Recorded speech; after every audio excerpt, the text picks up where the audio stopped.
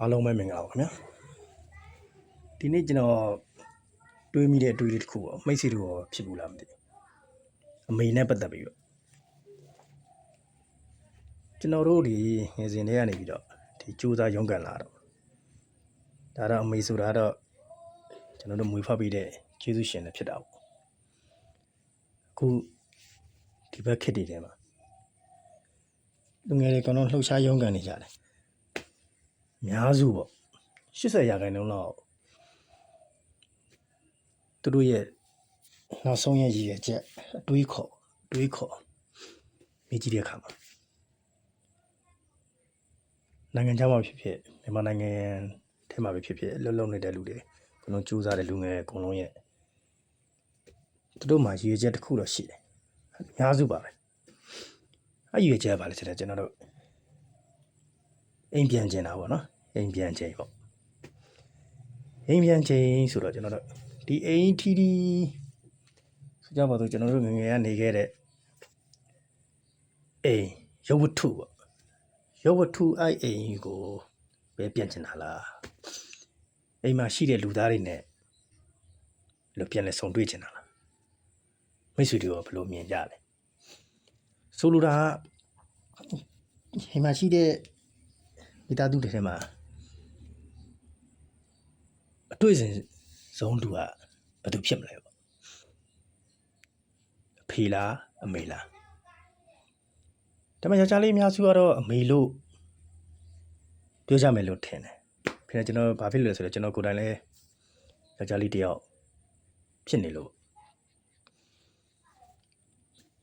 အိမ်ပြန်ချိန်ပေါ့ကျွန်တော်ကူကစကားအောင်ဆိုင်အိမ်ပြန်ချိန်ပေါ့ဒီအိမ်ပြန်ချိန်မှာကျွန်တော်တို့ရှိတယ်ကျွန်တော်တို့အလုံးကနေပြီးတော့ကိုနေတဲ့အဆောင်ဖြစ်ဖြစ်ဒဲခုရာတစ်ခုခုကိုပြန်တဲ့ချိန်ပေါ့အဲ့လိုခီးတစ်ခုကနေပြီးတော့ကိုနားခုရာပြန်တဲ့ချိန်ပေါ့အဲ့လိုအိမ်ပြန်ချိန်တွေအများကြီးရှိတာပေါ့ဒါပေမဲ့ထူးခြားတာတစ်ခုကအမေအိမ်ကို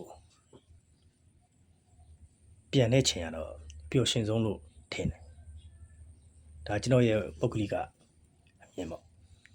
ဘာဖြစ်လို့လဲဆိုတော့ तू အမေအိမ်ကိုပြန်မယ်ဆိုတော့အမေကိုကျွန်တော်တို့ရှာမယ်ငယ်တုန်းကလိုပဲအမေကလထိုင်မှာပဲထိုင်နေမလားမိဖို့ကြောင့်လည်းပါပဲ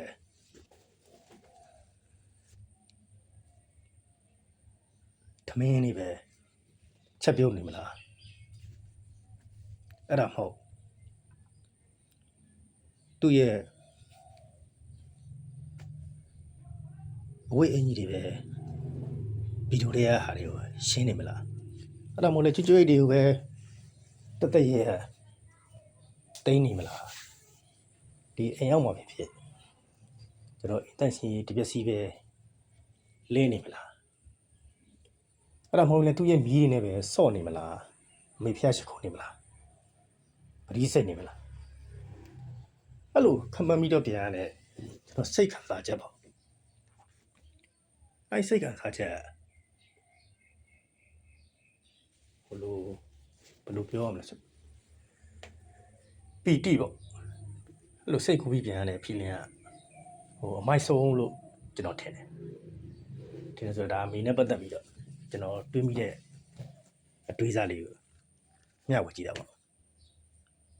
မိတ်ဆွေတို့ဆိုရင်တော့ဘယ်လိုထင်ကြလဲကျွန်တော်ကွန်မန့်မှာမှတ်ချက်လေးများရေးပေးနိုင်ပါတယ်အားလုံးကျေးဇူးတင်ပါတယ်